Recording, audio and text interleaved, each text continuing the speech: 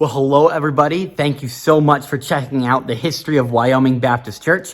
My name is Benjamin Campbell, and I'm the current pastor here. I want to take a moment and explain why we have the history and why we believe it's so important for us as a church to maintain and understand the history of our church. In the book of Joshua, the Israelites are coming up out of the wilderness, and they're going into the land of promise.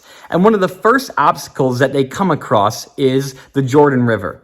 Now, the Jordan River the water is flowing through, and they have to get this entire nation across this river. And they just happen to be there at one of the worst times in the year where the water would be the highest and the most difficult to cross. And so Joshua comes before the Jordan River. He's now leading the nation of Israel, and he's told by God to have the priests carrying the Ark of the Covenant to take this first step of faith into the Jordan River. And when the priests take that first step of faith into the Jordan River, the waters of the Jordan is divided, much like it had been during the time of Moses with the Red Sea. And the nation of Israel is able to walk across on dry land.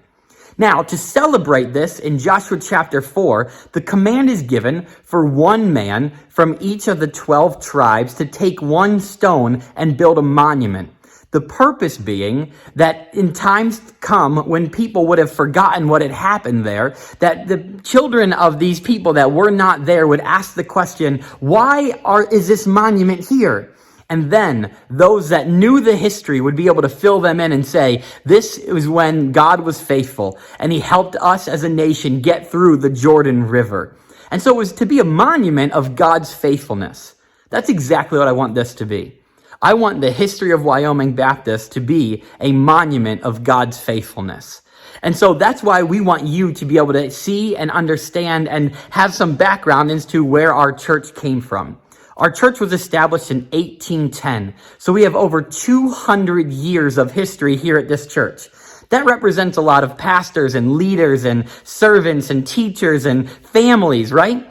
But what I really think it represents is the faithfulness of God to his people. And that is a legacy that I want to continue.